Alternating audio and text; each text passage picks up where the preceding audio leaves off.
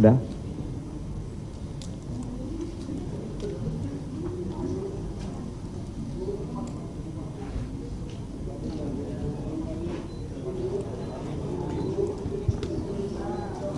Tadi Anggi mana Anggi? Minta bawa ini apa namanya?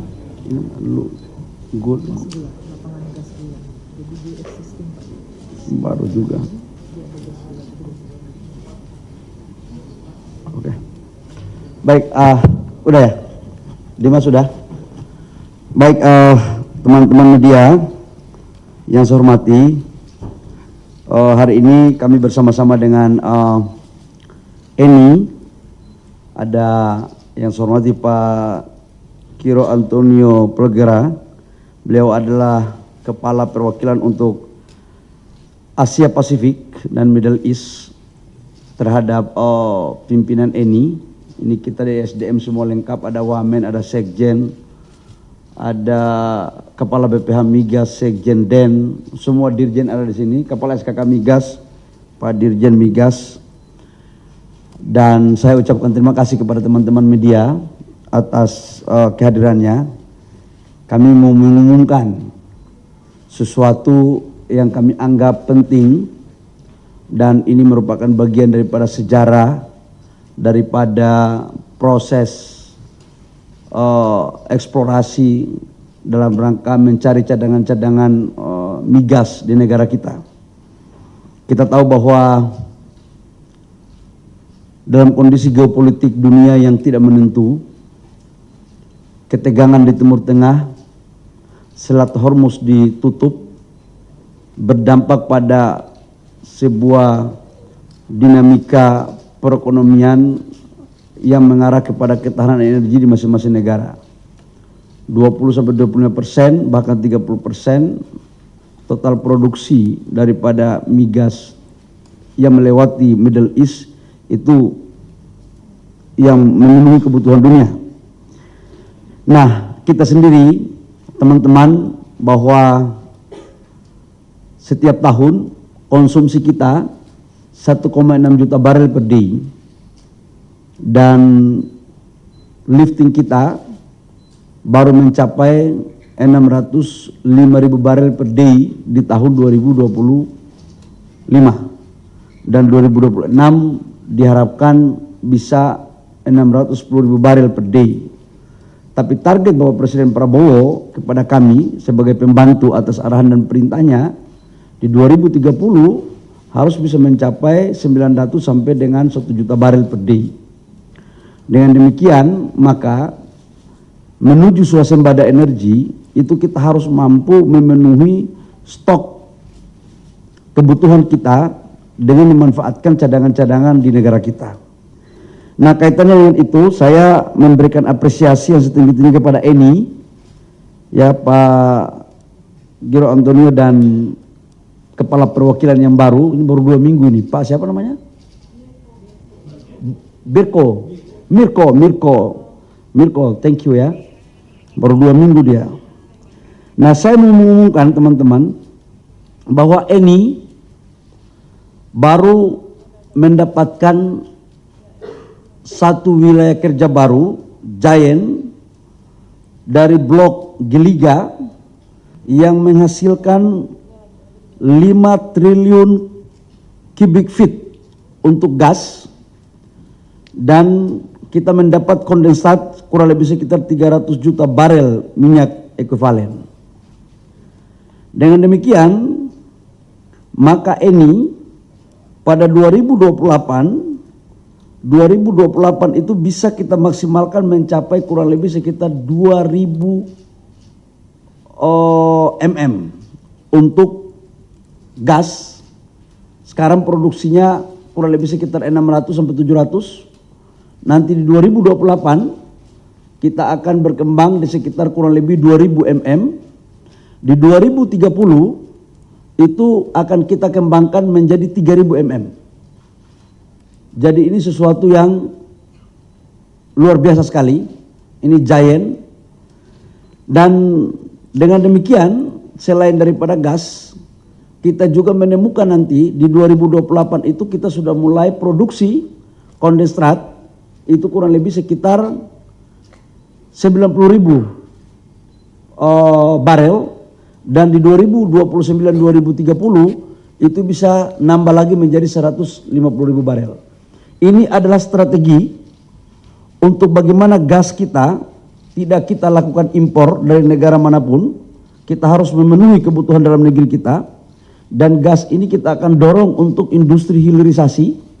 Dan yang kedua, ini akan mengurangi impor crude kita dengan penambahan kondensat kurang lebih sekitar 90-150.000 barel nanti pada tahun 2030. Nama bloknya saya ulangi ya, Kelegia, ini di Kalimantan Timur. Ini Kalimantan Timur. Yang petanya, ada petanya sini enggak? Petanya itu kurang lebih sekitar di atas 12 mil dari daratan Kalimantan Timur. Yang kedua, saya juga menyampaikan kepada teman-teman bahwa sebelum ditemukan yang blok Kelegia, kita juga menemukan blok gula. Nah, blok gula ini menghasilkan kurang lebih sekitar gas 2 triliun kubik feet dan 75 juta barel kondensat ekuivalen dengan 75 juta tadi. Maka totalnya untuk gas dari 2 blok ini, Kelegia dan gula, itu menghasilkan 7 triliun kubik feet yang akan mulai berproduksi 2028 dan 3.750.000 barel daripada konsentrat ekuivalen dengan minyak. Nah, saya pikir teman-teman, ini adalah bagian strategi. Ini baru satu ya, Enia. Kita belum bicara tentang blok Abadi Masela. Kita juga belum berbicara tentang blok yang lain. Jadi kami sekarang di Kementerian SDM itu berpikir seperti, ya ibarat main bola itu seperti Barcelona, bertahan dan menyerang. Jadi kita mempertahankan produksi lifting yang ada, tapi juga kita menyerang untuk mencari potensi-potensi yang baru. Nah, diharapkan nanti di 2029, 2030, apa yang menjadi perintah Bapak Presiden untuk bisa kita mencapai lifting kita di angka 900.000 sampai 1 juta. Dengan ini saya pikir semakin hari semakin mulai membuahkan hasil.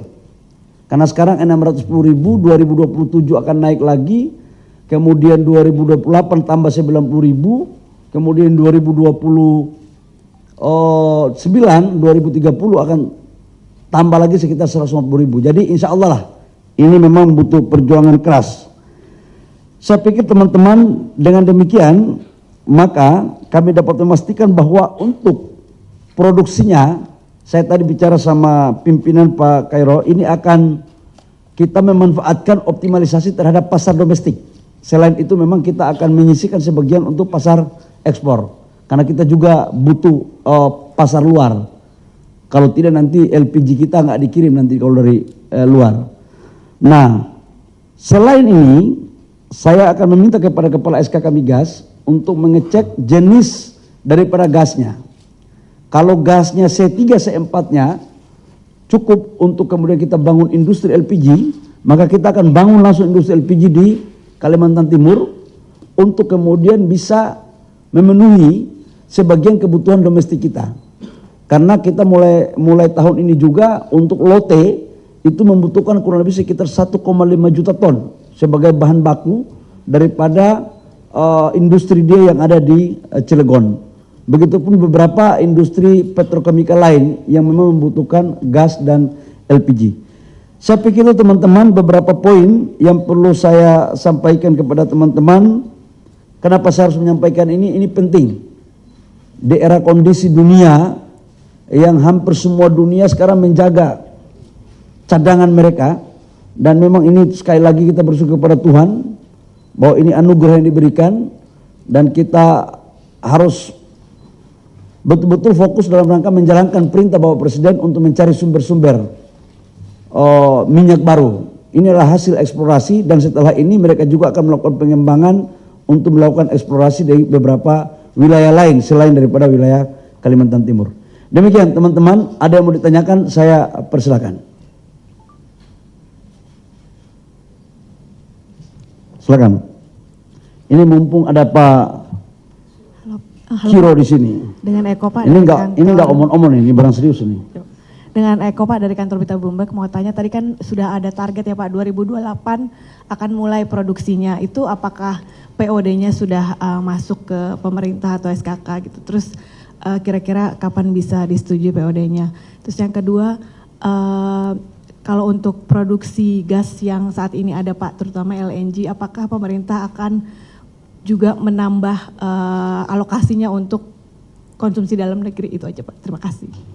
Kalau POD-nya udah selesai, bahkan sekarang sebagian udah tender. Ya Pak Joko ya. Yang sebagian yang tahap pertama sudah tender sekarang. POD-nya udah selesai. Jadi bahkan saya membuat tim khusus untuk melakukan percepatan ini. Saya sendiri yang memimpin timnya. Jadi nggak ada soal, dan ini produksinya mulai 2028. Sekarang tender kapalnya apa, pipa-pipanya semua udah berjalan ya. Yang kedua menyangkut dengan apa tadi, alokasi untuk konsumsi dalam negeri di tahun 2026 itu sudah clear. Termasuk dengan komitmen kita terhadap market kita di luar negeri, kurang lebih sekitar 28-30% total produksi gas kita itu memang kita ekspor untuk memenuhi komitmen dengan pasar luar negeri. Karena sebelum mereka kembangkan kan sudah ada off-takernya. Dan itu udah clear. Nggak seperti tahun 2025 yang memang waktu itu kita defisit kurang lebih sekitar 40-50 kargo. Sekarang sudah kita clearkan semuanya dan kita memenuhi kewajiban kita baik kepada dalam negeri maupun off-taker di luar negeri. Jadi itu udah clear, Mbak. Gimana?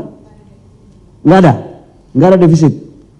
Kalau ekonominya naik, pasti penambahan lagi. Kalau penambahan lagi, kita cari akal lagi. Memang kita hidup ini harus butuh akal banyak agar menyelesaikan. Ya, saya persilakan kalau masih ada yang lain.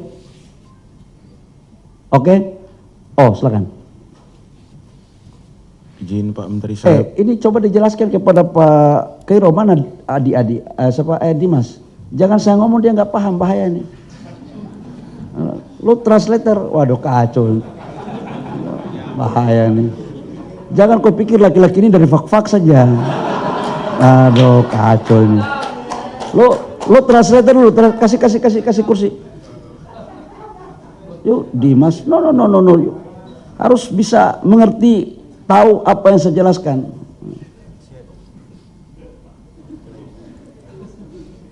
Udah bisa Dimas? Sudah bisa lanjut? Silakan. Kau terjemahkan apa juga yang dia tanya. Dia ini bukan laki-laki lahir di fak-fak terus paham semua hal. Ya Pak, saya Bernard Pak dari petromindo.com Pak. Mau klarifikasi Pak, itu tadi blok Geliga atau sumur Geliga Pak? Yang kedua, Blok Geliga. itu bloknya Isganal, tapi bloknya Geliga Pak. Geliga. Sumurnya apa Pak yang Discovery Pak? Pak, itu mesti saya jadi staf kapal SKK Migas baru saya ini. Yang jelas bloknya blok Geliga, nanti sumurnya nanti kita kasih nama sumur, tergantung Bapak mau sumur apa. Ya. Udah. Terima kasih Pak. Sumur itu mau kita aja, yang penting bloknya blok Geliga ya. Kalau kau mau kasih nama sumur Abu Leke pun saya bikin.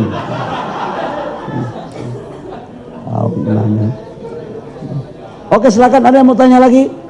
Silakan. Soal gas LPG yang 12 kilo katanya sampai ini kan sudah mulai langka dan nanti udah mulai naik, itu bisa dijelaskan oleh Bu CSN seperti apa Pak? Ada hubungannya nggak dengan ini? Sama-sama gas Pak. Nanti habis ini doorstop aja ya. Masih resmi ini. Ya. Silakan. Yang tidak ada kaitannya dengan ini biar laki-laki bule ini tidak dengar ya. Sesama domestik. Urusan domestik jangan dibawa ke urusan global, bahaya. Silakan.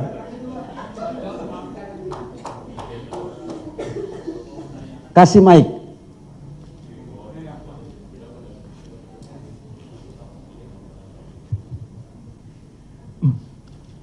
Reno Pak dari Bis Indonesia, izin Pak mungkin mau menanyakan Pak dorongan dari pemerintah sendiri nih Pak untuk mengakselerasi proyek-proyek gas ini yang udah ditemukan ini seperti apa? Mungkin evaluasi dari kayak blok-blok sebelumnya kayak Masela yang progresnya maka waktunya cukup lama ya Pak. Terus mungkin bisa dielaborasi Pak roadmap optimalisasi cadangan gas dalam negeri akan seperti apa sih Pak? Mengingat Indonesia kan cadangan gasnya kan besar banget ya Pak. Terima kasih Pak. Itu aja. Yang pertama, makasih ya Pak, dari media Indonesia ya. Oh, Bisnis Indonesia. Hari ini saya keluar di artikel apa, bisnis atau di media ya. Aku lihat foto aku gagah betul hari ini. Sekali-sekali melihat muka sendiri. Jadi yang pertama, apa sih yang dibutuhkan akselerasi dari pemerintah untuk mendorong agar ini percepatan? Sebagai bentuk keseriusan daripada pemerintah, saya meminta kepada Kepala SKK Migas dan Wamen untuk langsung mengasistensi secara teknis. Dan ketuanya langsung saya yang pimpin. Ini bukan lagi akselerasi, ini kakaknya akselerasi nih. Kenapa? Kami menganggap ini sangat penting. Di tengah kondisi kayak begini, ini dibutuhkan survival mood. Tidak ada kata untuk memperlambat. Hanya ada satu kata, mempercepat. Kalau ada aturan yang menghambat, kita percepat. Kalau yang susah, kita mencoba untuk memediasi. Kalau ada staf yang memperlambat, kita rumahkan. Supaya jangan membuat gerakan tambahan. Kita ini nggak main-main nih, urusan energi ini nggak main-main. Yang kedua, menyangkut dengan peta tentang energi, nanti forum khusus ya, saya jelaskan tentang kondisi gas kita nanti ke depan. Yang penting saya umumkan untuk Eni. Yang ketiga, saya harus mengapresiasi kepada Eni. Jujur aja, saya itu kan orangnya objektif aja. Kalau bagus, saya akan bilang bagus. Kalau nggak bagus, saya akan bilang nggak bagus. Ini berbeda dengan Impex. Kalau mereka ini kerjanya dulu cepat, tak, sudah hasilnya lapor. Nah, kalau yang lain ini omong dulu, tidak tahu hasil kapan. Makanya kita butuh langkah-langkah taktis. Itu, jadi saya mengapresiasi lah. Dan ini adalah kolaborasi yang baik. Mereka juga melakukan kerjasama dengan Pertamina. Saya minta untuk mereka juga harus ada kolaborasi dengan Pertamina. Selain itu kita harus memberikan opsi juga untuk mereka membuat kerjasama dengan perusahaan-perusahaan lain di luar Indonesia yang bisa berkolaborasi dalam rangka percepatan untuk bagaimana mengeksekusi dan meningkatkan lifting terkait dengan produksi. Begitu. Saya pikir cukup ya. Saya tahu kalian tunggu saya doorstop toh. Ada yang mau ditanyakan ke Pak Siro? Nggak ada? Oke, Pak Siro, sini kita foto di sini, biar mereka lihat. Joko sini, kepala saya. Look, you come here. Ini Pak Siro ini yang tadi headquarter untuk Asia Pasifik dan Middle East. Kemudian ini adalah perwakilan Eni yang baru. Pak siapa namanya? Mirko Araldi. Kalau yang ini kepala SKK Migas, kepalanya udah botak terus.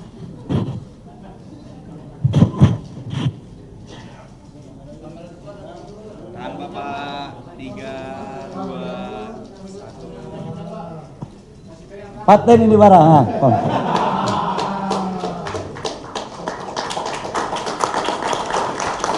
Thank you. Ya. Yes, thank you. Tomorrow ya. Tomorrow meeting 11 ya. 11. Ya. You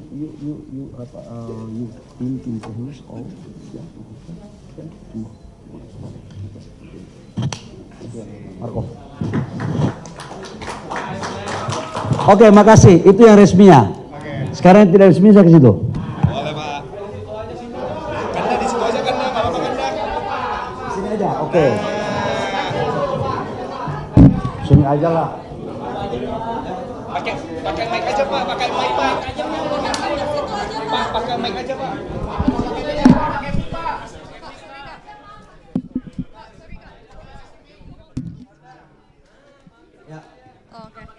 Itu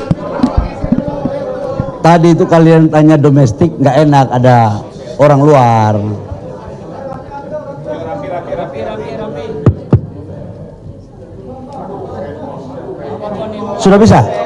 Ayo, silakan. Tadi yang soal gas LPG 12 kilo udah mulai langka dan harganya udah mulai naik. Sebenarnya Pak dari Teman-teman media, teman-teman tahu bahwa dalam konteks LPG itu ada dua jenis LPG. Ada jenis LPG yang 3 kg dan ada LPG yang di atas 5 kg. Itulah yang membedakan antara LPG yang disubsidi dan LPG yang tidak disubsidi. Untuk 3 kg itu LPG yang disubsidi. Sementara yang di atas 3 kg itu adalah LPG yang tidak disubsidi. Nah, khusus untuk LPG yang disubsidi, stok kita di atas standar minimum nasional dan harganya tidak ada kenaikan, flat, sama dengan harga bensin RON 90 dan harga solar CN 48. Nah, kenapa harganya naik? Saya katakan bahwa kita mengatur harga yang pemerintah bisa menjamin untuk harganya nggak naik itu adalah yang bersubsidi. Sementara yang tidak bersubsidi itu dipakai oleh industri, restoran, hotel. Jadi itu memang tidak kita atur harganya, dia menyesuaikan dengan harga pasar. Begitu bos. Tapi kalau dibilang harganya langka, saya pikir laporan dari kami standar minimum di atas 10 hari kok, di atas standar minimum nasional. Berarti sebenarnya stoknya aman ya Pak? Aman. Berarti ada kemungkinan harganya turun kalau harga minyak dunia turun ya Pak? Pasti. Jadi akan ada formulasinya. Dulunya itu kan pakai harga Saudi Aramco. Jadi kalau harga dunia turun, dia pasti turun juga. Kalau harga dunia naik, naik. Tapi kalau untuk LPG 3 kg, sejak LPG diterapkan tahun 2006 atau 2007? Enggak, 2006 atau 2007 LPG itu sampai dengan sekarang belum pernah kita naikkan harga dari pemerintah. Yang ada itu adalah dimainkan harganya di distributor dan pangkalan. Itu kira-kira. Dulu kalian masih ingat kan tahun 2025 Februari yang kalian juga hajar saya kan waktu itu. Itu waktu itu saya mau tata untuk betul-betul yang subsidi itu adalah yang menerima yang berhak dengan harga yang betul-betul sudah ditetapkan. Harga yang kita tetapkan waktu itu berapa? 17.000 sampai 18.000. Itu harga subsidi, harus sampai di rakyat. Tapi kan ada yang sampai 25.000 waktu itu dibuat. Tapi begitu kita tertibkan kan ya macam-macam lah, tapi ya udahlah sudah berlalu. Sekarang yang penting Hormuz baik kok. Bapak, harga BBM non subsidi kan dari yang naik ya Pak? Tapi kan pertama sama bensin belum naik, itu kira-kira bakal naik juga nggak sih Pak? Saya katakan bahwa kalau yang untuk BBM non subsidi itu ada penyesuaian harga. Tahap pertama mungkin sekarang dilakukan seperti sekarang. Tahap berikutnya kita lihat penyesuaian. Kalau harganya turun, ya nggak naik. Tapi kalau harganya begini terus, ya mungkin pasti ada penyesuaian. Karena kan yang bisa kita jamin negara, pemerintah bisa menjamin itu kan adalah harga subsidi. Dan itu kan peraturan Menteri SDM 2022 kan sudah jelas itu, ada formulasinya. Begitu ada ya? Tapi sampai berapa nggak bisa ditahan Pak? Hah? Kenaikan harga besaran sampai Ya nanti kita lihatlah. Kalau untuk subsidi gue bisa jawab. Langsung jelas dengan angka-angkanya. Yang mana? Kalau subsidi sampai dengan harga ICP dunia $100 tidak akan naik. Rata-rata. Sekarang average rata-rata dunia ICP kita dari Januari sampai tertanggal yang saya ngomong itu kurang lebih sekitar $76. Hari ini ya, kalau kemarin kan 77, kan pernah naik sampai 105, 106. Sekarang kalau udah turun kan, sudah di bawah 100 ya Pak Dirjen ya. Jadi rata-rata tadi pagi saya bangun tidur, bacaan saya sekarang adalah harga ICP dunia dan ICP rata-rata kita mungkin 76 sekian, begitu.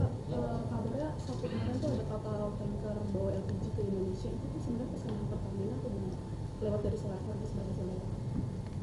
Laporan dari Reuters, tapi benderanya tanah.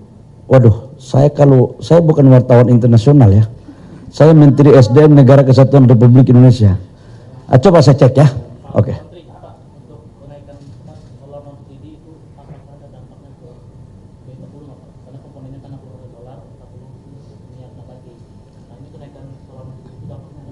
Solar subsidi, kalau non subsidi itu sekali lagi saya katakan harga pasar. Sekarang kan Kalau kita lihat dengan ICP sekarang, B0 itu lebih mahal daripada B40. Nah, pasti ada koefisien pembaginya di situ, perhitungannya. Jadi pasti kalau pada saat turun ya turun, naik ya naik. Gitu, ya. Oke teman-teman.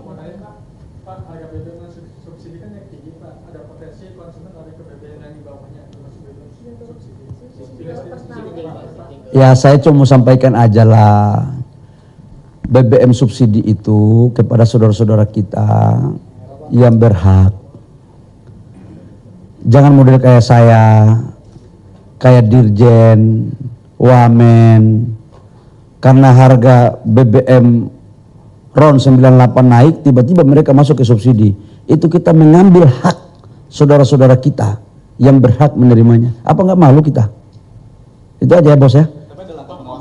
Ah? Pengawasannya ketat. Gimana? Ya saya kan waktu di Seoul di Korea, waktu saya menyampaikan bahwa BBM-nya itu akan diberikan per hari 50 liter. 50 liter itu kan tangki sudah penuh itu, sudah bisa 400 kilo itu.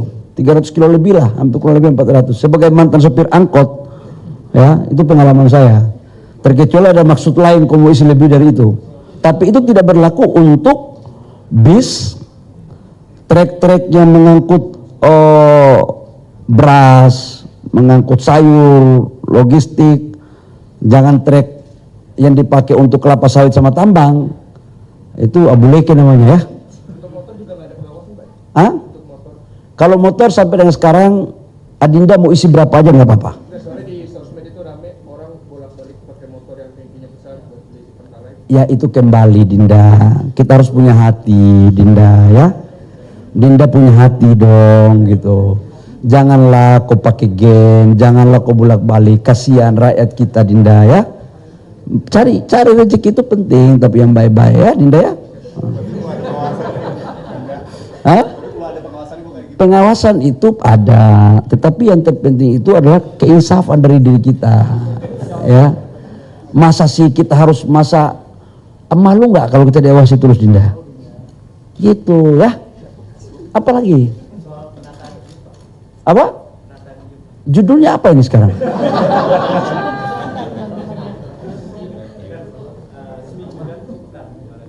Oke.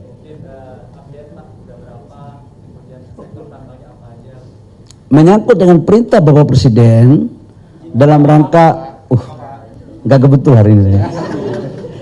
Menyangkut dengan penataan IUP yang atas perintah Bapak Presiden itu dikhususkan kepada IUP-IUP yang ada di dalam kawasan hutan yang meliputi hutan lindung, hutan konservasi, cagar alam, ataupun taman nasional, hutan-hutan produksi terbatas, atau hutan-hutan yang bisa dikonversi yang belum ada IPPKH-nya. Itu yang akan dilakukan penataan. Sementara dalam kawasan hutan yang sudah ada IPPKH-nya dan atau aturan lain yang memungkinkan, maka itu dengan sendirinya tidak akan dilakukan evaluasi karena izinnya kan sudah ada. Gitu bos. Tetapi kalau di areal yang belum ada izin IPPKH-nya, itu yang akan menjadi bagian yang dievaluasi. Saya sudah melaporkan kepada Bapak Presiden tentang langkah-langkahnya dan nanti akan diumumkan pada waktu yang tepat. Ya? Hah? Semua tambang lah. Semua memukau lah, tambang apa aja ada. Nikel ada, batu bara ada, emas ada, apa lagi, boksit ada, pasir kuarsa ada, timah ada, semuanya. Karena total IUP kita kan ada 4.000 lebih, kurang lebih sekitar 4.000, hampir 5.000 lah, hampir 5.000, kurang lebih ya, 4.000 lebih, nggak sampai 5.000 tapi hampir. Baik bos. Oh, apa Dinda? Ini Pak, apakah ini juga bagian dulunya dari proyek IDD yang dikelola Chevron itu atau memang tersendiri gitu Pak? Enggak, ini barang baru. Ini adalah baru dilakukan eksplorasi. Makanya waktu saya masuk jadi Menteri SDM, pertama yang kita lakukan adalah meningkatkan produksi sumur-sumur yang sudah ada dengan teknologi, tapi juga kita melakukan percepatan eksplorasi. Inilah buah daripada eksplorasi beberapa tahun lalu. Ya. Wah, ini pasti besar, Bos. Yang tahap pertama aja investasinya kurang lebih sekitar 15 miliar US dollar. Mana Pak Joko? Iya, siap. 15, Pak. Kurang lebih sekitar 15 miliar US dollar. Itu di tahap pertama. Dengan anak penemuan yang baru ini lagi, itu bisa karena dekat aja kan mereka kan. Jadi ya mungkin kurang lebih sekitar 20 miliar US dollar.